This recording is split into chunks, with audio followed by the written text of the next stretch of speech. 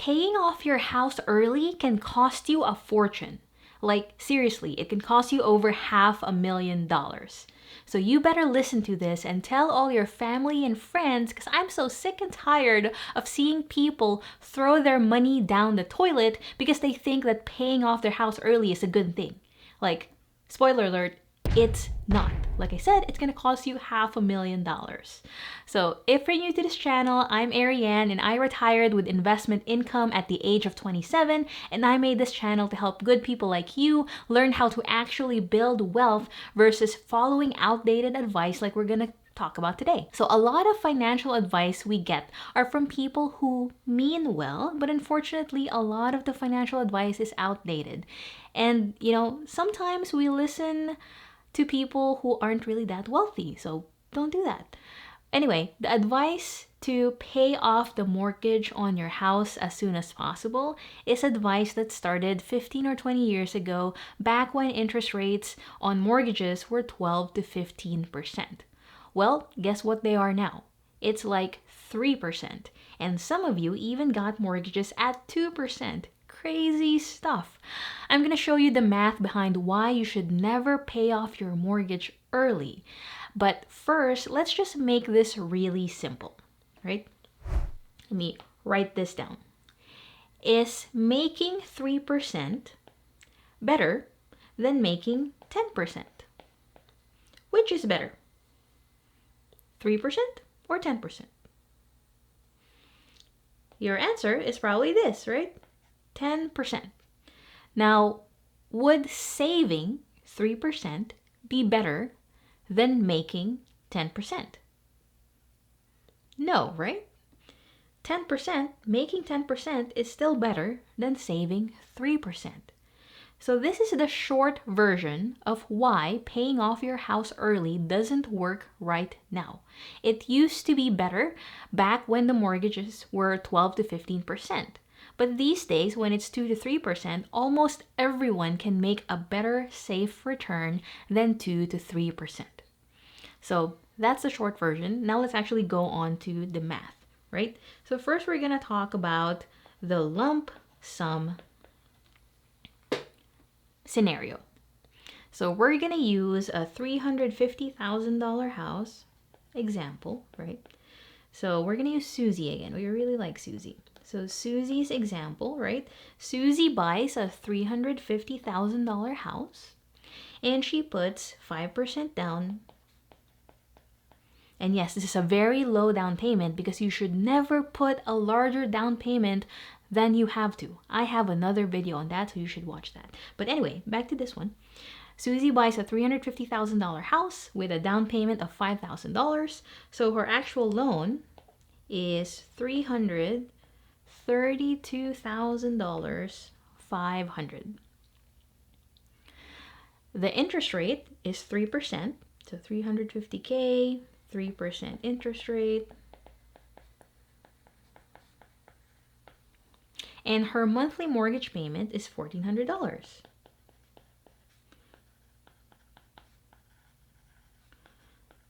Now, this mortgage payment is principal and interest, right? So this is principal and interest. This doesn't include the taxes and insurance that usually is escrowed in your mortgage payments also. I'm not including that because once you pay off your house, you still have to pay that. Newsflash, right? So we're not going to include that in this calculation. But so let's say that Susie also has investment options at 10%, right? So Susie has investment options that she could make 10% cash flow on. So there we go. That's our scenario.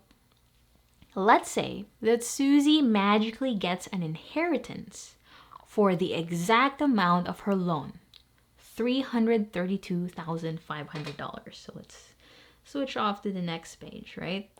So $332,000 inheritance. What should Susie do?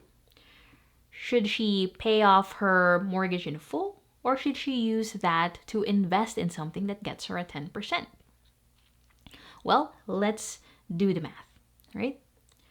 So either Susie could either pay off the mortgage or she could invest at 10%.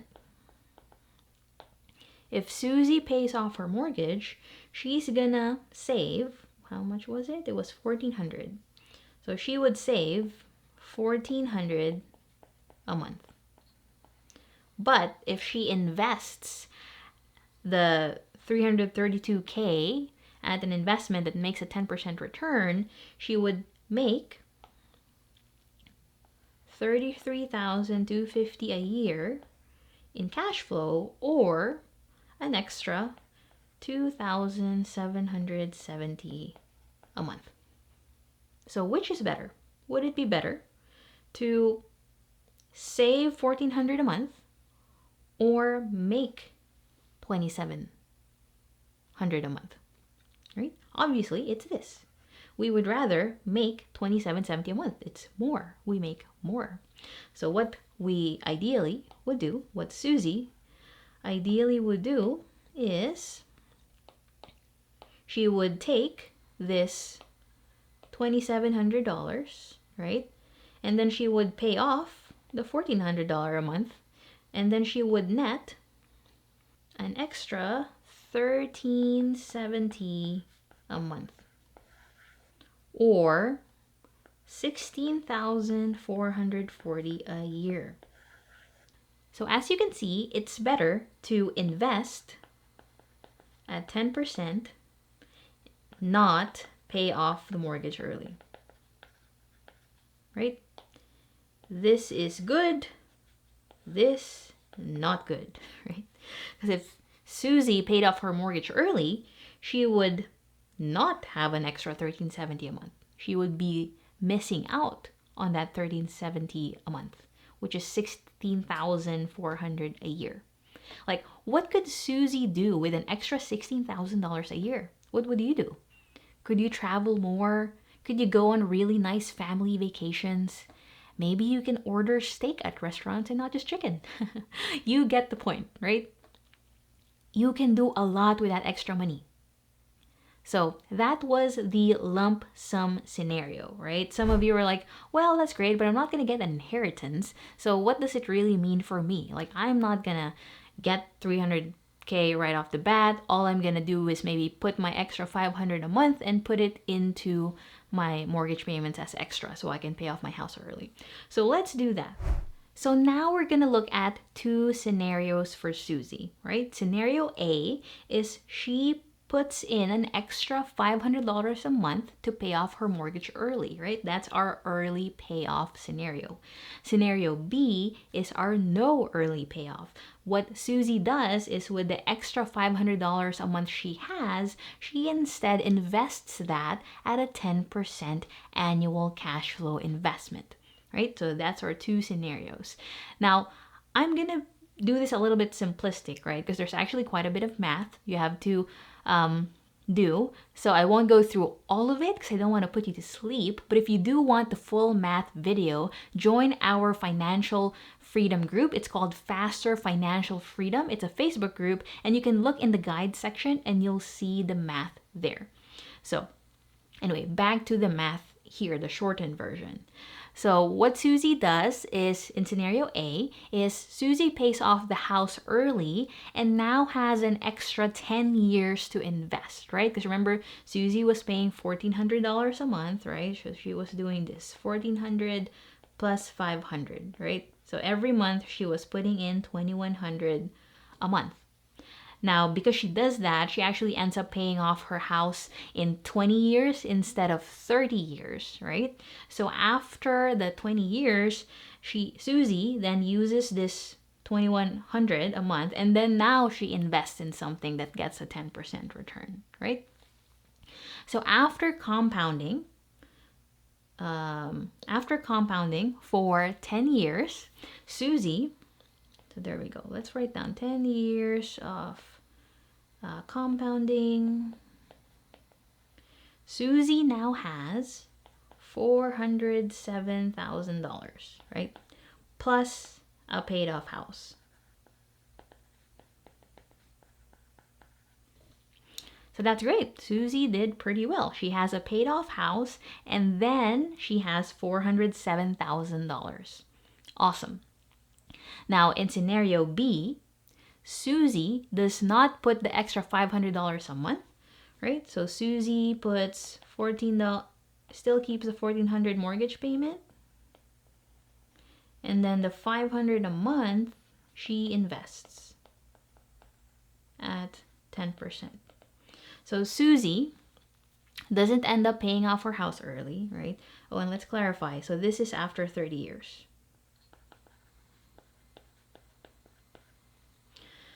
So now,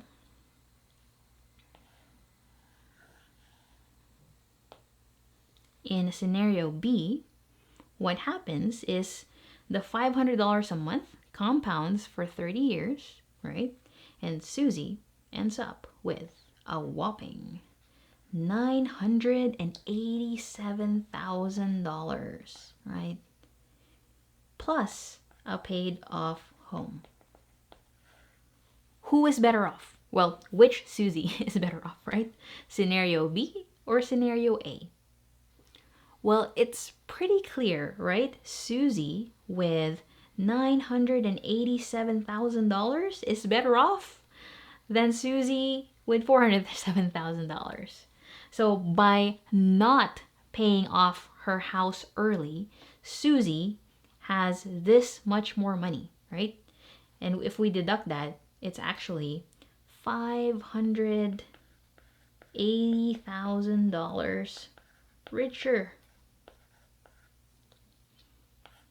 Crazy. Susie in this scenario is $580,000 richer in scenario B, where she doesn't pay off her house early, versus where scenario A, where she does pay off her house early.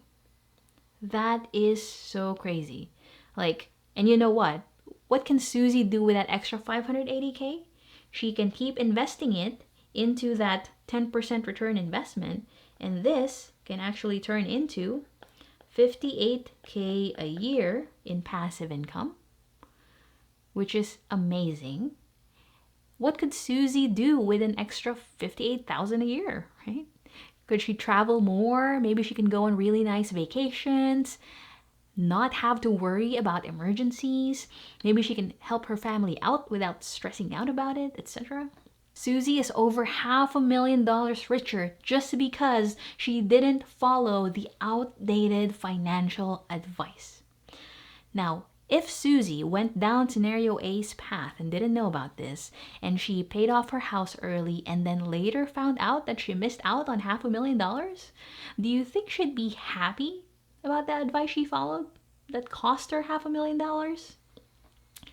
I wouldn't, right? So if you're listening to this, share this with everyone you know. Like, I really hate seeing so many hardworking people miss out on $500,000 just because they're following outdated financial advice that, yes, they mean well, but they don't know what they're talking about because they're not doing the math. Like, please, like, save your friends and family. Help them create wealth, right? And look, I get it. For some of you or some of your friends and family, they're afraid, right? They're afraid because someone drilled that debt is bad into them. You probably know the guru that says that, right? Guys, that's like a shortcut. That's like treating you like a kindergartner, telling you debt is bad. Like, if you have kids, do you tell them that, child, a knife is bad? Don't ever touch a knife. It is bad, right? Absurd, right? Like, you can't tell them the knife is bad. Like, sure, maybe when they're 2, that's what you do so they don't try to touch it. But if they ever want to be a functional adult that can cook a meal for themselves, they have to not have this weird subconscious thing that a knife is bad. They have to be able to use a knife so they can make their own food. So that's unfortunately what happened to the word debt. Some people said debt is bad, and people never grew up from kindergartner financial literacy and never became an adolescent or an adult. But you guys should know that debt is not bad. It's just like a knife, right? A knife isn't bad. It's just a tool that can be used safely or unsafely. A knife can be used for good reasons or bad reasons. Same with debt. It's just a tool, and there are safe ways to use it and unsafe ways to use it. There's bad ways to use it and good ways to use it.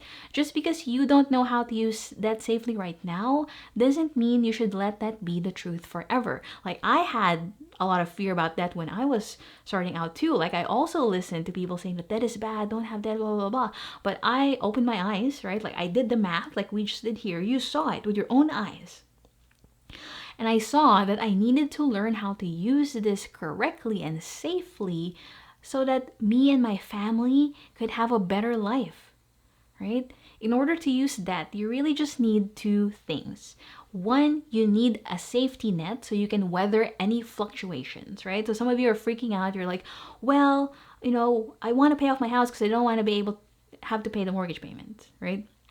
Well, if something did happen and there were any fluctuations with the investment returns you were getting, if you had a safety net, which is really just a savings account with money that can pay for, it's like a slush fund, right? Like if anything goes wrong, you can pay for it.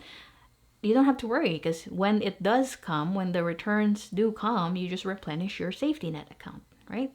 Last year, 2020, we all knew what happened, right? Like when all the stuff went down, we had 2,000 units. And, some people freaked out. Some of the tenants didn't pay. Some were late. They were just afraid. And we didn't have to worry. I mean, obviously we were worried about what's going on in the world, but as far as like making the mortgage payment, we didn't have to worry about that because we had a safety net for all of those 2,000 units. We didn't have to worry about missing the mortgage payments. And guess what? After a month, we talked to all the tenants that were late. Most of them paid. Now, there were some who maybe lost their jobs and didn't know how to do it, so we helped them with some government assistance, worked with them on some payment plans, but everything was fine. And that was like one of the biggest black swans we've had in at least a decade. Some might say the last 100 years, right? We were fine. So that was number one, have a safety net. And then number two, to use that safely, you want to invest in cash flowing assets that are low risk. One example is cash flowing real estate. So you can watch all the other videos I have about that. I don't want to take too much of your time on this video, but hopefully this showed you why paying off your house early is a bad idea and is costing the average person over $500,000. Crazy. Tell all your friends, like, please don't let them lose $500,000 because they're doing this. And I'm going to make some other videos about, 15 years versus 30-year mortgage and all that kind of stuff. So check out my other videos about investing. I'll put a playlist up here and in the description below.